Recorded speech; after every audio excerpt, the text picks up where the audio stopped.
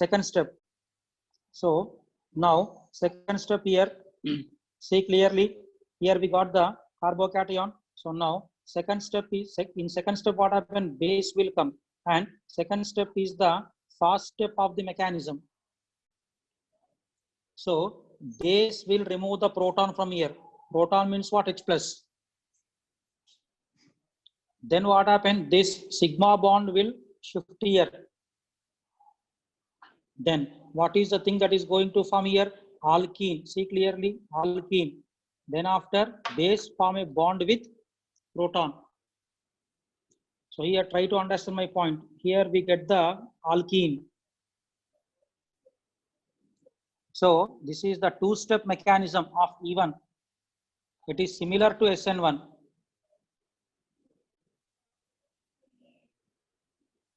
Hope you are able to understand clearly.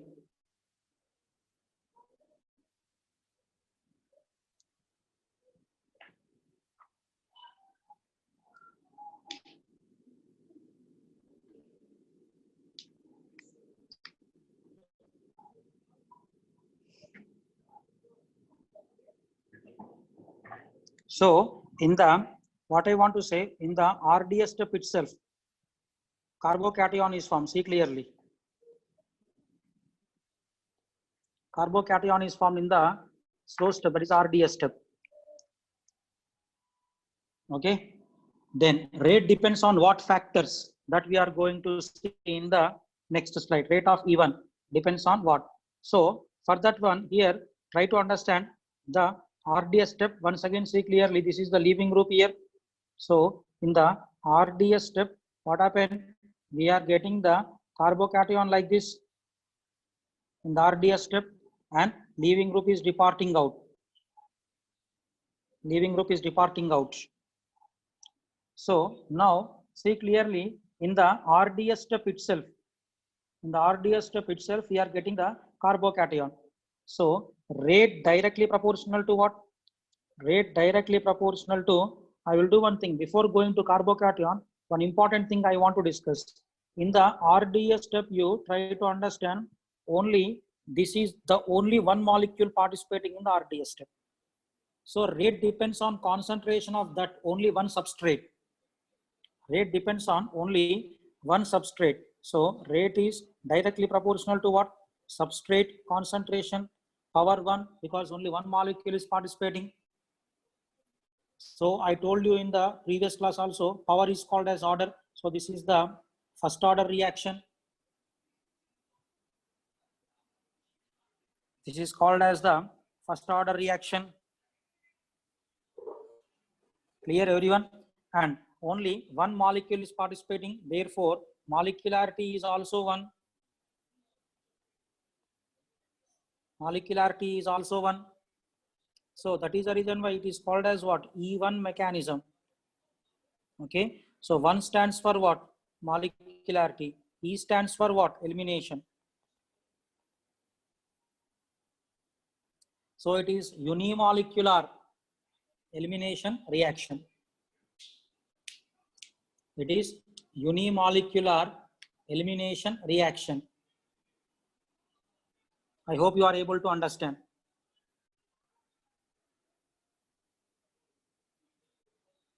Here. Next. Now see clearly here, rate depends on what then? Rate depends on, rate is directly proportional to stability of carbocation, because carbocation is formed in the RDS step. And remember, rate depends on stability of that carbocation which is formed in RDS step, but not which is formed after rearrangement. Rate depends on stability of that carbocation which is formed in RDS step, but not on that carbocation which is formed later. Later in the sense after rearrangement. Hope it is clear to everyone. One more important thing. You see clearly here, leaving group also leaving in the RDS step only. Therefore, rate also directly proportional to leaving ability. Rate also directly proportional to leaving ability. of leaving group. Rate also directly proportional to leaving ability of leaving group.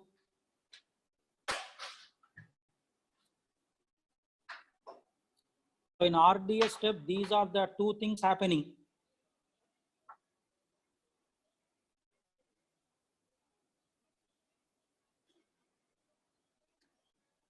Please copy quickly, everyone.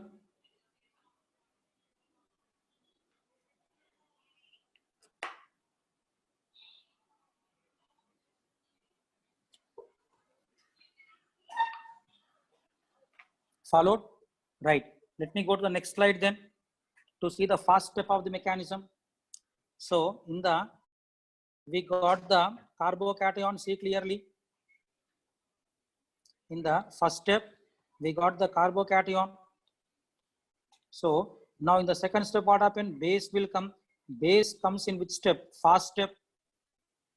So what base will do? Base will remove the proton. Base will remove the proton, then the bond will shift here. Clear? Then after, what happened? You see, alkene is formed here. Then base form a bond with proton. Base form a bond with proton. And here you see alkene is formed. I hope you are able to understand.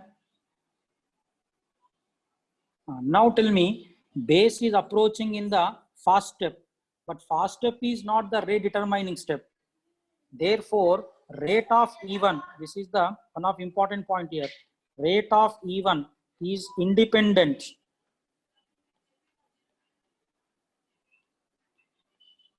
Rate of E1 is independent of nature and concentration of base. Rate of E1 is independent of nature and concentration of base, because base is coming in the fast step. Fast step is not rate determining step. Na? Therefore, which bases favor E1? So here weak base is enough then. Why to take the strong base then? Weak base favor E1.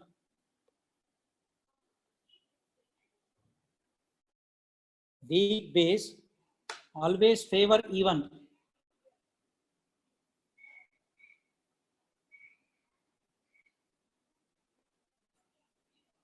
I hope everyone able to understand.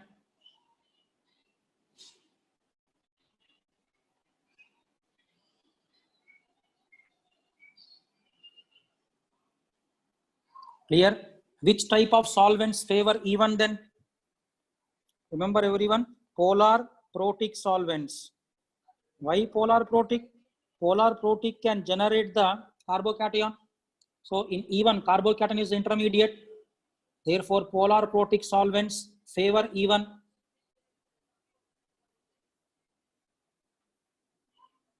Polar protic solvents favor E1. Clear? So I told you, rate of E1 directly proportional to stability of carbocation. Which carbocation is more stable? Tertiary, that you know clearly. Therefore, what is the order of reactivity then? Tertiary greater than secondary greater than primary. Tertiary substrate is more reactive towards E1 than secondary substrate than primary substrate. Tertiary substrate greater than secondary substrate greater than primary substrate. Why? If you take tertiary substrate, then only you will get tertiary carbocation.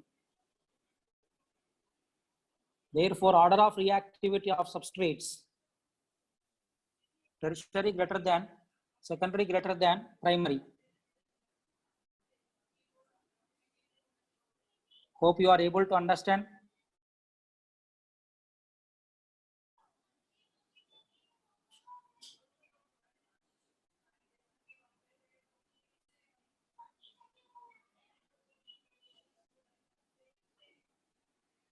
Okay.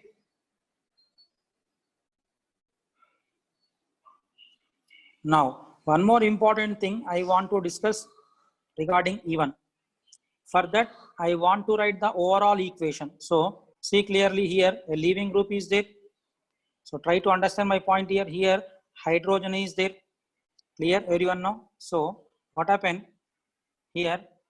In presence of a base, then we are getting alkene and base bonded to hydrogen and leaving group is leaving in form of L minus. Clear, everyone? This is the overall reaction. Followed, everyone? One important thing I want to discuss here. See clearly, this sigma bond, carbon bonded to leaving group, single bond is sigma. Now the sigma bond is broken. That sigma bond is not there in the alkene. You see clearly, that is not there in the alkene. Are you followed? And here you see carbon bonded to hydrogen. Even this sigma bond is also broken.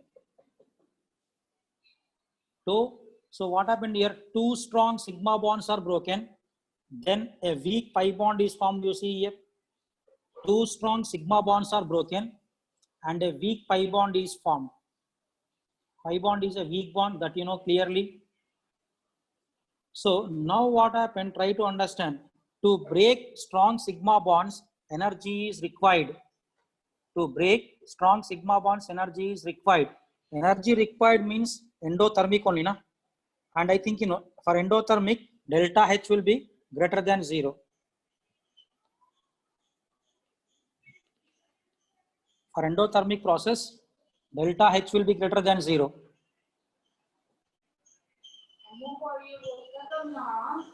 Is it clear, everyone? Why it is endothermic? I think you understood. One more important thing you see, only one reactant is giving 3 products. You see, one reactant is giving 3 products here. Therefore, entropy also increases. You know, delta S is called as what? Entropy. Entropy is what? Randomness. You studied these things in thermodynamics in the 11th class chemistry. Entropy also increases. So here, let me take the Gibbs energy function. Delta G is equal to delta H minus T delta S. So now you see clearly, according to this one, delta H greater than 0, that is positive. So delta H is positive. Similarly, you see delta S also greater than 0, that also positive. This is positive, but this will become negative. Why? You see, plus into minus is minus. Plus into minus is minus. Followed. Now, I think you know, when delta G becomes negative, then the process will be spontaneous. When delta G becomes negative, then the process will be spontaneous. So when delta G becomes negative, at higher temperature or at lower temperature, tell me. At higher temperature only, na? At higher temperature, delta G becomes negative. So this elimination reactions are spontaneous at high temperature or low temperature. At high temperature. That is the reason why for all elimination reactions, heating symbol should be must. So this is one important point. At high temperatures, elimination reactions are spontaneous. At high temperatures, elimination reactions are spontaneous. So whenever like this heating symbol is there, then that would be elimination reaction only. So please take care. Then that would be elimination reaction only.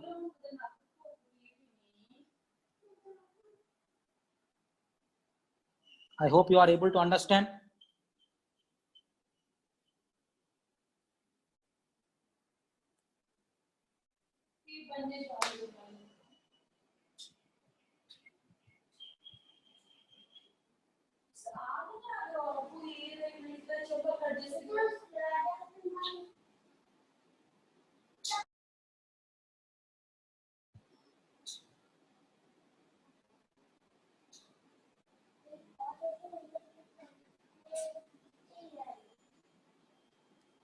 Followed, everyone?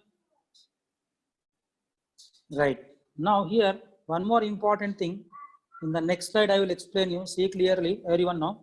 So remember, E1 and SN1 are differentiated by what you know? Only temperature. E1 and SN1 both are differentiated by temperature. So just now I told you that E1 takes place. E1 takes place at high temperature. Elimination at always high temperature. SN1 at low temperature. Substitution always at low temperature. So this is one important one. See clearly, elimination at high temperature, substitution at low temperature always. Elimination at high temperature, substitution at low temperature. That is the main difference between E1 and SN1.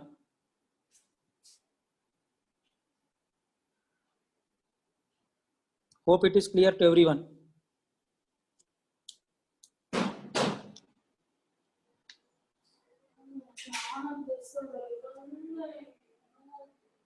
Followed. Then what are the examples of E1? See, in our syllabus only one example is there for E1. That only we are going to see. That is what? Dehydration of alcohols. Of alcohols. This is the only one example is there in our syllabus for E1 mechanism.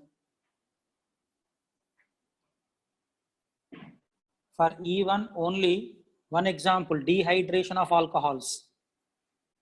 What do you mean by dehydration? Tell me. Dehydration, nothing but what? Removal of water. Removal of water. For that, what are the reagent used? Reagent used is concentrated sulfuric acid at 170 degrees centigrade. Temperature is very high. Just now I told you, high temperature favors elimination. Or sometimes we can use even concentrated H3PO4, phosphoric acid, at same temperature. We can use sulfuric acid or phosphoric acid at same temperature.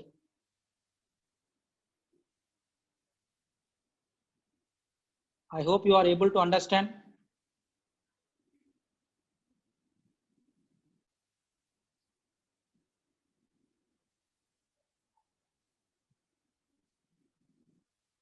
Clear, everyone? So in the next slide, I will explain you how dehydration by taking one example. Okay. So now see clearly, I will take one example here. CH3, CHOH, CH2, CH3.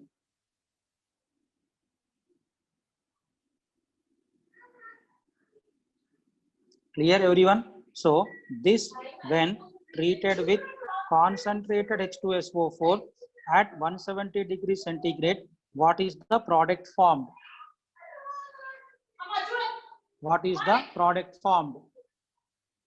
We are going to see this product formation with the help of mechanism. What product is going to form, that we are going to see with the help of mechanism.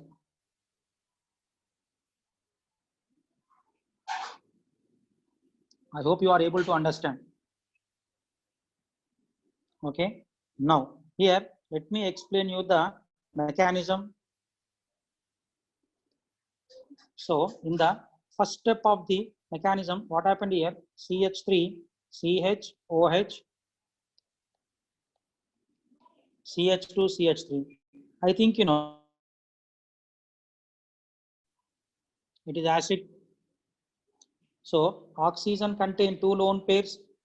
In SN1, SN2 also I told you, OH is very poor leaving group, being a strong base. OH is very poor leaving group, being a strong base. How to increase its leaving ability? By doing protonation. So see clearly, everyone know here, protonation I am doing, you see. Protonation, that means oxygen will donate lone pair to H plus. And remember everyone, protonation is always a fast step.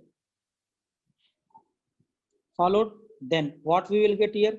See clearly, CH3, CH. Then what we will get here? OH2 plus. Then here CH2, CH3. Hope you are able to understand, everyone.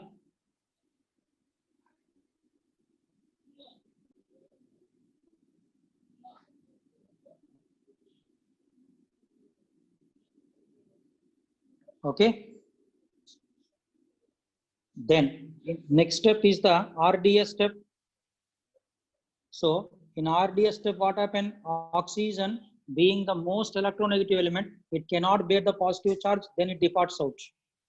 Leaving group departing is the RDS step. Followed. Then what is the thing that we are going to get here? So see clearly.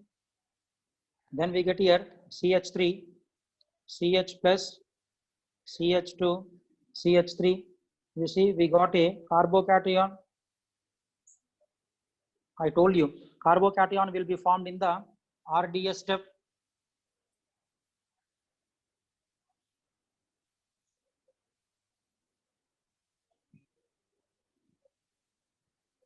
So please write quickly, everyone.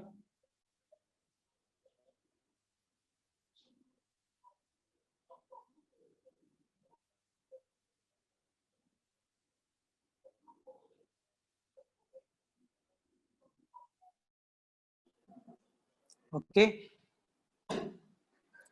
So RDS, that means slow step is completed. In the fast step, what happened? Base will remove the proton. So now see clearly here, try to understand my point, and please afterwards you write, listen first of all here clearly. So you see now, this is the carbocation I got here. See clearly. This is the carbocation I got. Are you followed, everyone? Let us think this carbon as alpha carbon. Clear, everyone? That carbon is alpha carbon. Let us think. Now, this carbon is beta 1. It is bonded to alpha carbon. This carbon is beta 2. It is also bonded to alpha carbon. You can ask me why beta 1, beta 2. See, beta 1 carbon is having 3 hydrogens. Beta 2 is having 2 hydrogens. So they are differing in hydrogens. So therefore, they are two different beta carbons, not same beta carbons. There are two different beta carbons here. And I told you in the fast step, base will remove the proton. But here, two different beta carbons are there. So base will remove proton from which beta carbon then? That is also important to us. Therefore, here we will get, see clearly, we will get here two products here. We will get two products. Clear? One product is obtained when base remove proton from beta 1. When base remove proton from beta 1. One more product is obtained when base removes proton from beta 2. Is it clear, everyone? When base removes proton from beta 1, we will get one product. When base removes proton from beta 2, we will get one more product then. So let us remove from beta 1. Then what is the thing that is going to form? See clearly. CH2, alkene will be formed na CH2, CH3, right? Then after, if you remove the proton from beta 2 carbon, okay, then the alkene formed is this one. See clearly. Followed. Now,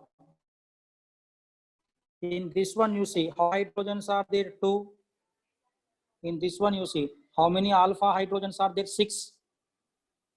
So more number of alpha hydrogens means more stable. So this is the major product. This is the minor product. More number of alpha hydrogens means more stable. So more stable is major, less stable is minor.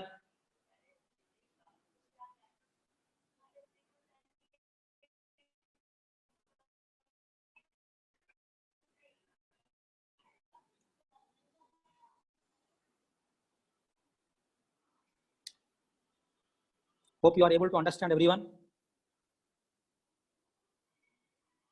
Now Here, once see now, so major product is obtained when hydrogen is removed from which carbon? Beta 2. Now you see here, beta 2 is having how many hydrogens? Only 2. Beta 1 is having how many hydrogens? 3.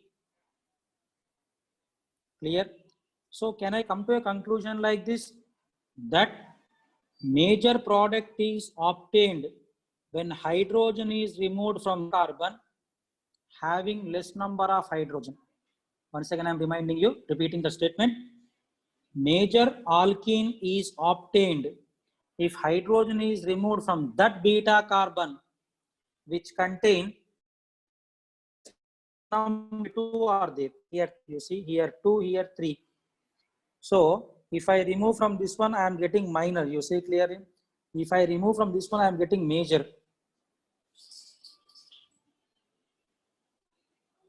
Followed everyone? Now see clearly, everyone know, major alkene is there now. It is called as what, you know? Major alkene is called as Sedgef alkene. SAYTZEEF. Major alkene is called Sedgef alkene. Then minor alkene is called Hoffman alkene. Minor alkene is called Hoffman alkene. Major alkene is the Sedgef alkene. Minor alkene is the Hoffman alkene.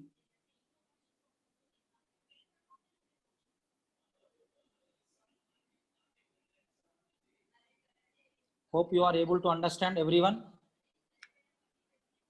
Major alkene is the Sedgef alkene. Minor alkene is the Hoffman alkene. What is this Sedgef and Hoffman? They are the two scientists who proposed two rules.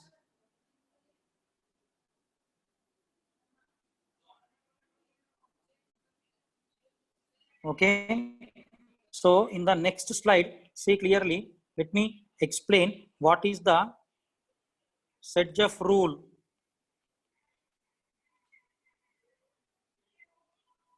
What is the Sedgef rule? That I am going to explain in the next slide. Clear? So what is the Sedgef rule? Clearly everyone know. It states that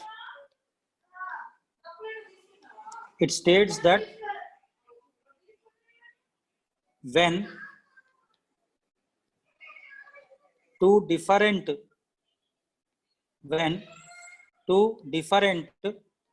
beta carbons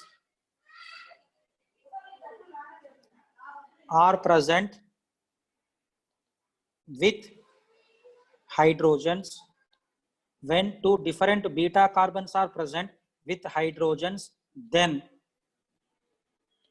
hydrogen is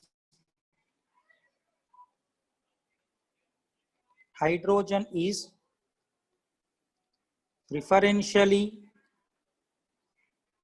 eliminated. Hydrogen is preferentially eliminated from that beta carbon which contain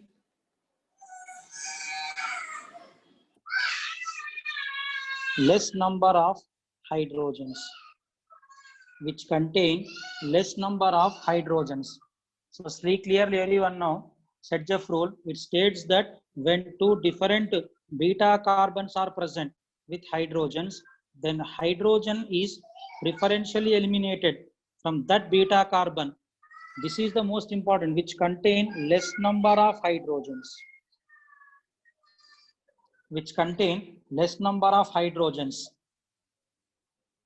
And remember everyone, this is quite opposite to Hoffman. In place of this less, if you write more, okay, then that will become Hoffman rule then. I hope you are able to understand. In place of this less, if you write more, it will become the Hoffman rule.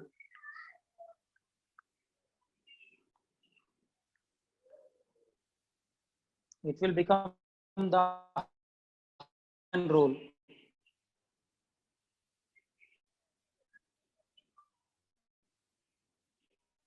So please copy it quickly.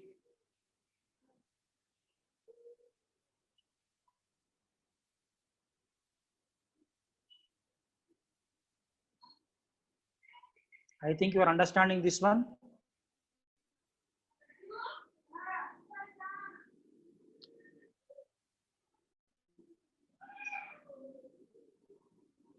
Clear? Now, for example,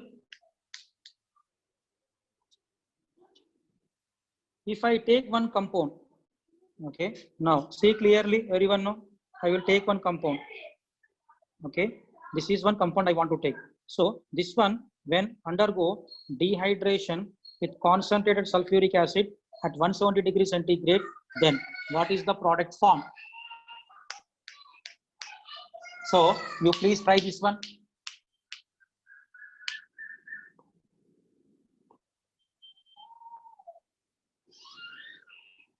You please try this question. What is the product formed in this mechanism, in this reaction? Here I will wait for some time. You try this one.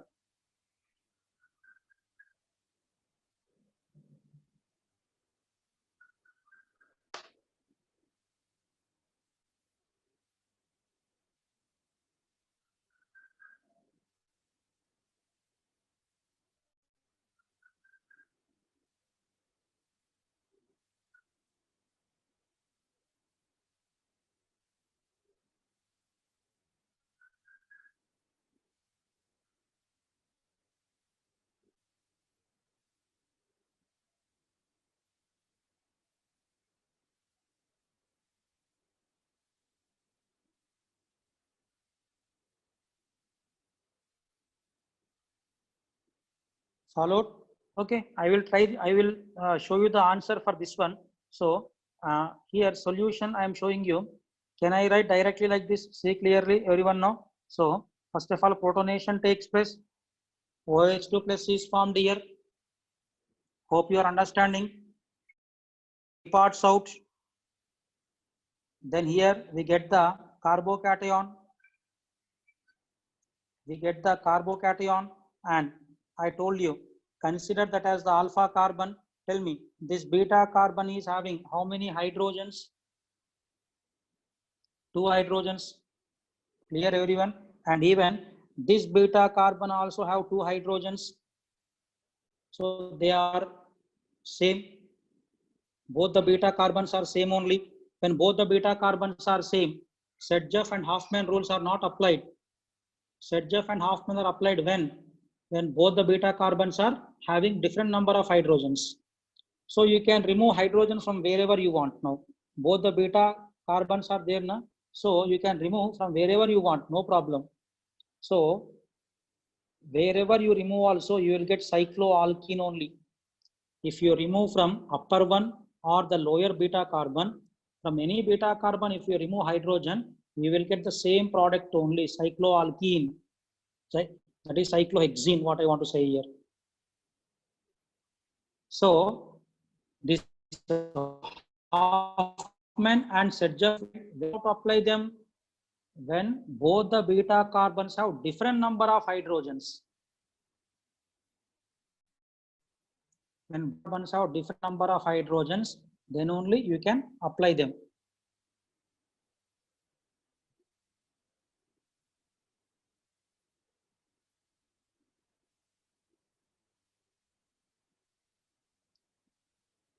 Hope you are understanding.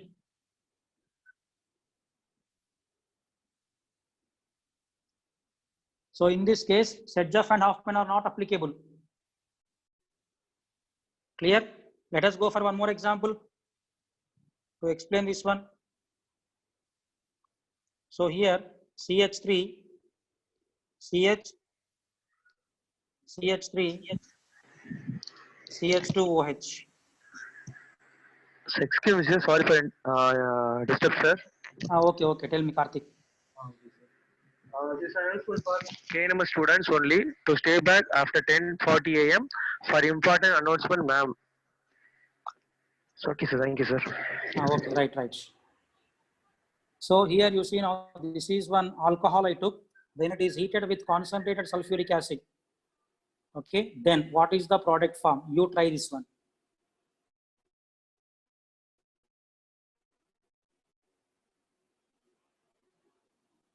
When this is heated with concentrated sulfuric acid, what is the product form?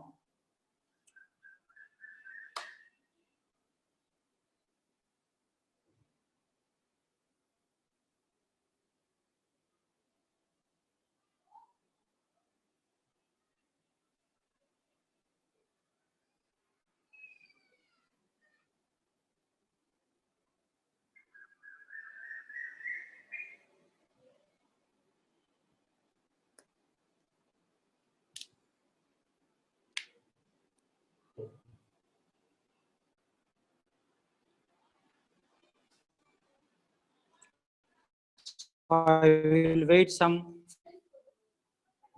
Try this question, everyone. And this is one of the previous JEE mains question.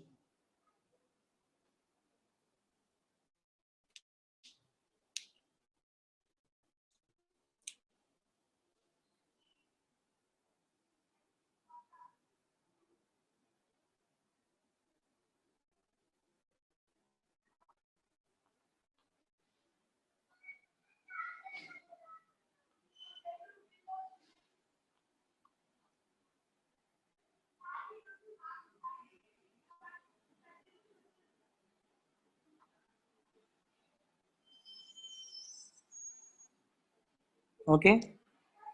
Let me solve this one. I think you have, but anyway, here I will show you the answer also even.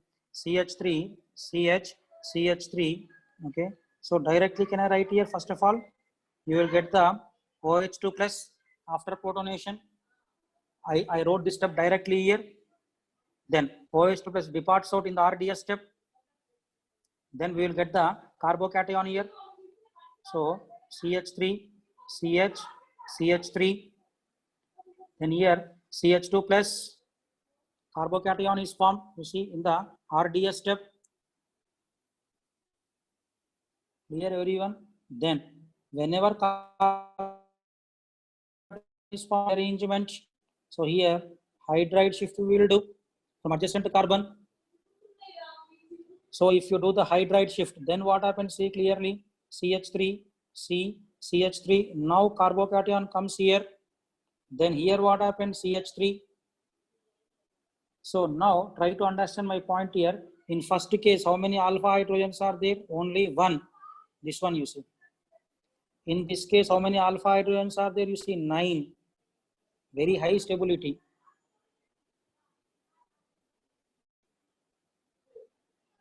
Clear, everyone? You see by doing the hydride shift. Clear, everyone? Now try to understand my point here again. Positively charged carbon alpha. Clear? Then this is beta carbon having 3 hydrogens. This is beta having 3 hydrogens. This also beta carbon having 3 hydrogens. Clear? Now, so all the beta carbons have same number of hydrogens. So no ZF, no Hoffman is applied. You can remove from wherever you want here. Then the product formed here CH3, C, CH3, double bonded CH2. Here no ZF, no Hoffman is applied. Why? Why? Because both the all the beta carbons have same number of hydrogens. All the beta carbons have same number of here.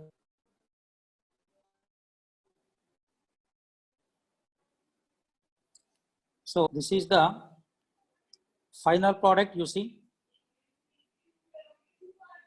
What is the final product?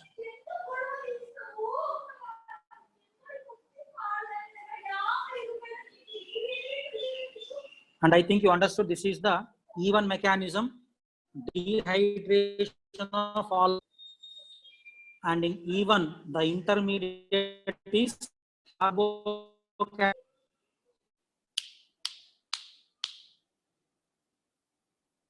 In E1 intermediate is carbocation. Whenever carbocation is intermediate, it may undergo rearrangement.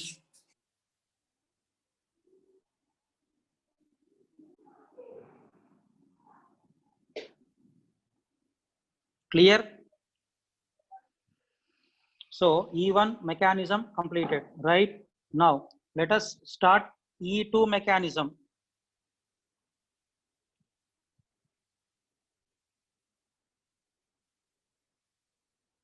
E2 mechanism.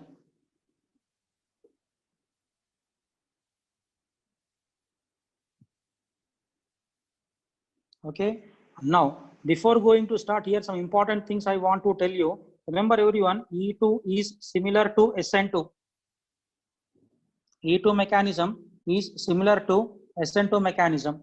And I told you, whether remembered or not, SN2 is a one-step mechanism. Similarly, E2 also one-step mechanism only. Like SN2, E2 also one-step mechanism. Clear? Then after, in SN2, I told you, no intermediate is formed. No intermediate. It proceeds through the formation of what? Transition state. Similarly, here also, no intermediate is formed here. In E2 also, no intermediate here also. It also proceeds through the formation of transition state only. E2 also proceeds to the formation of transition state. Clear? These are the similarities, but there are two important differences between E2 and SN2. Two important differences are there. What are the two means? Remember here, let me explain the difference. So E2 takes place at a high temperature. I told you just now, elimination reactions are spontaneous at higher temperatures only. Delta G will become negative at higher temperatures. And here you see now, SN2 takes place at low temperature. This is major difference between E2 and SN2. E2 takes place at higher temperature. SN2 takes place at lower temperature.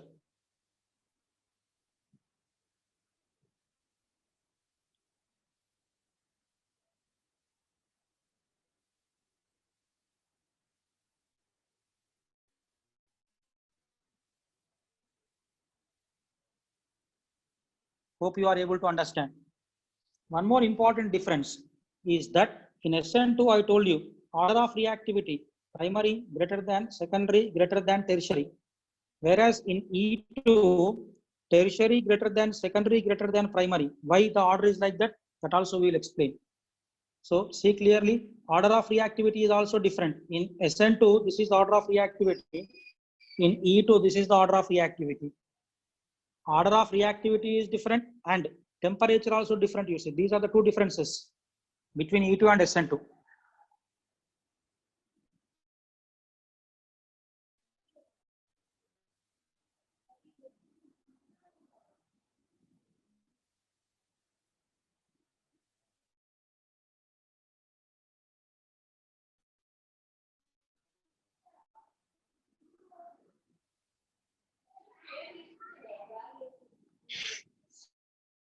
Clear everyone? Similarities and differences between E2 and SN2. So why tertiary more reactive in E2, that we will see. So now I will take one example to explain you the E2 mechanism. So see clearly here, I am taking one substrate here. So R1 CH2, in this way I am writing. Then CH bonded to leaving group. Then here R2. So I told you in the last class also, leaving bonded carbon alpha, this is beta. For beta carbon, at least one hydrogen should be there. Clear? Now what happened here? Base also participate in the RDS step. Okay, so base will remove the proton from the RDS step. Base will remove proton from the RDS step. Simultaneously, what happens? Slowly, leaving group starts departing. So, leaving group departing and base removing the proton, both happens simultaneously. That is why it is one-step mechanism. Base removing the proton and leaving group departing, both happens simultaneously, and hence this is called as one-step mechanism.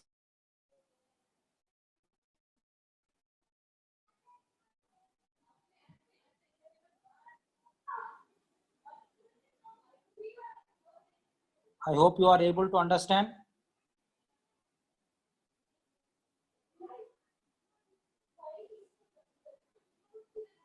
Followed, then what happens? We will get the transition state. How we are getting transition state, I will show here. So see clearly transition state. So first of all, R1, okay, CH. Remember, the bond between carbon and hydrogen becomes weak. Next, this proton starts like this. I will show you. Base starts bond, formation of bond with proton. Clear, everyone? Followed, then here a single bond is there. Okay, try to understand here. One thing I forget to tell you. So slowly what happened? This will come here to form a pi bond. Therefore, here you will be getting pi bond. See clearly, because we have to get alkene. Alkene means what? Between the carbons, double bond should be there. Followed, then after. Now the bond between carbon and leaving group will become weak slowly, which is bonded to R2. Followed. So this is called as what? Transition stage. Unstable state, transition state.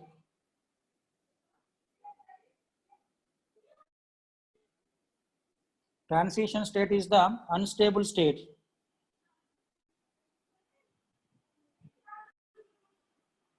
Followed. Now, then what is the alkene that we are going to get here?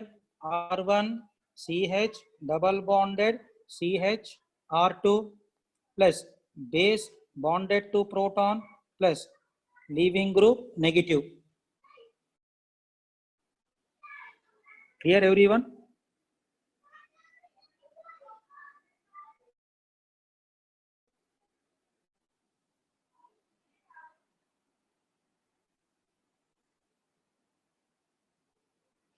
Now here, once you see in the RDS step, see clearly everyone, in the RDS step you see base is participating as well as this substrate also participating in the RDS step. So rate depends on both them. Therefore, I can write here that see clearly rate is directly proportional to substrate concentration into base concentration power 1 power 1. So what is the order of the reaction? 2. Substrate concentration into base concentration. If you add the powers, you will get 2, which is called order of the reaction. Then what is molecularity? Also 2. One molecule of base, one molecule of substrate, both are participating. That is the reason why it is called E2. Clear? So 2 indicates what? Molecularity. E indicates what? Elimination. 2 indicates molecularity. E indicates elimination.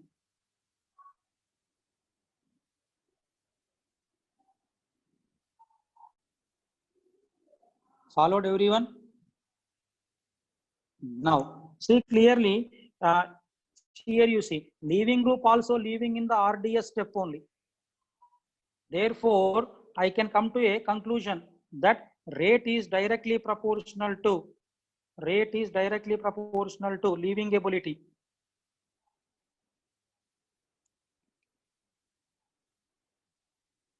Of leaving group. Rate is directly proportional to leaving ability of leaving group. Clear? And now here you see no intermediate is formed. Then rate of E2 depends on what? This is the most important point. Remember everyone, rate of E2 directly proportional to what you know? Rate of E2 directly proportional to stability of alkene formed. This is the very, very important point in the E2 mechanism. Rate directly proportional to stability of alkene formed. Because there is no intermediate in E2, then rate depends on what then? Alkene formation. Because alkene is forming in the RDS step only. Only one step is there, no? E2 is one step mechanism.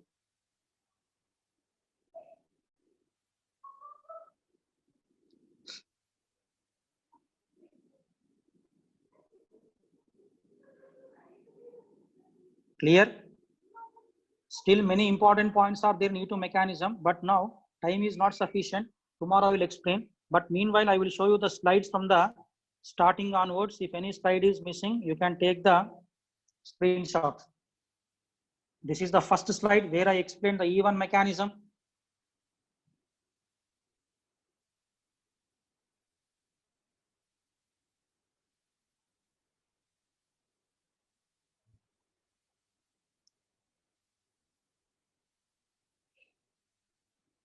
Clear everyone? This is the second slide. Here I explained you rate of E1 depends on what factors?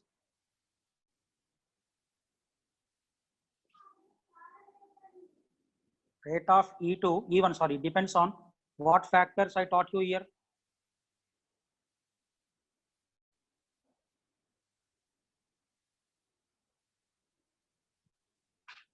Okay, now third slide. This is the first step of E1.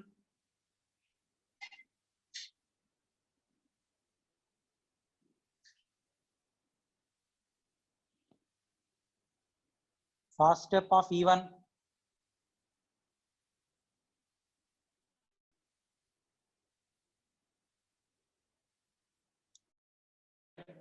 Why high temperature is required for elimination? I explained you.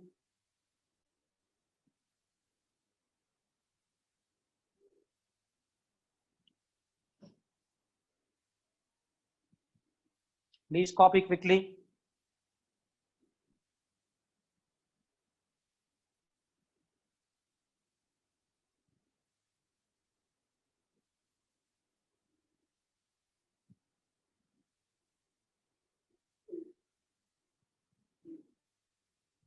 Clear? Then after, what is the main difference between E1 and SN1 I taught you here?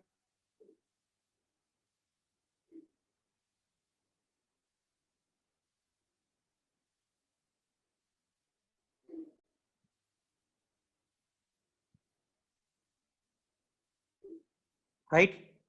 Then after dehydration of alcohols, this is the best example for E1.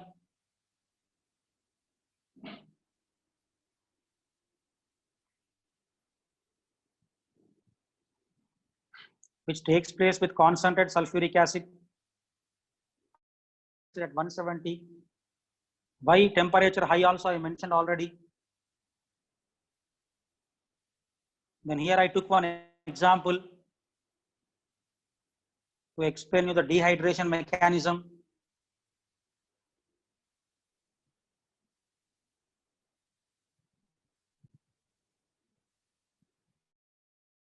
Followed now. Next, here I taught you Sedgwick and Hoffman. Sedgwick is major, Hoffman is minor.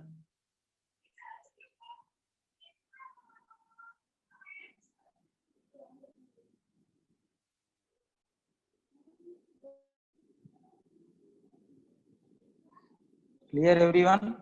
Sedgeff and Hoffman.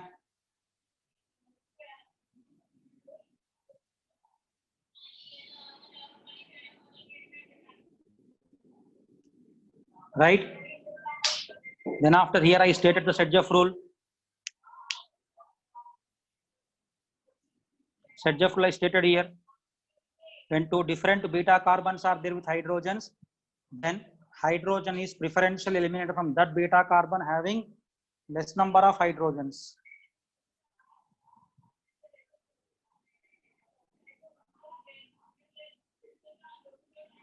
Then I took one example here, cyclohexanol. In this case, what I want to tell you is that when both the beta carbons are having same number of hydrogens, no Sedgeff, no Hoffman is applied.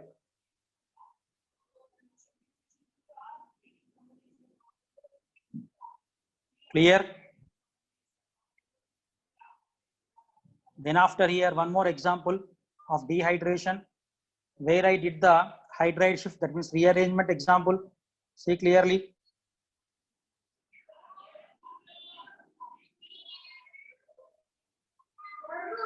Rearrangement example.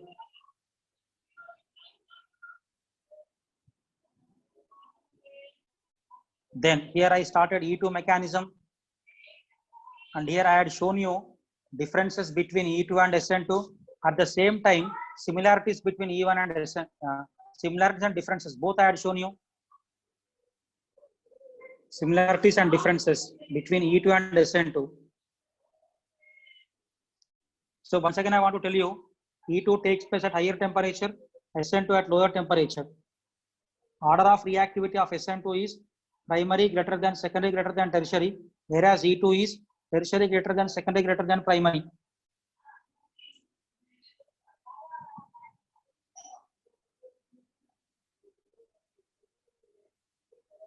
Then here I explained you transition state formation in E2.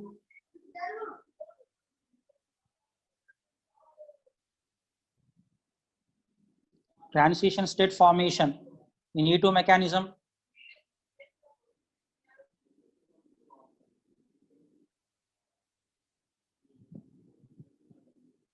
Followed. Then here rate of E2 depends on what factors I taught you.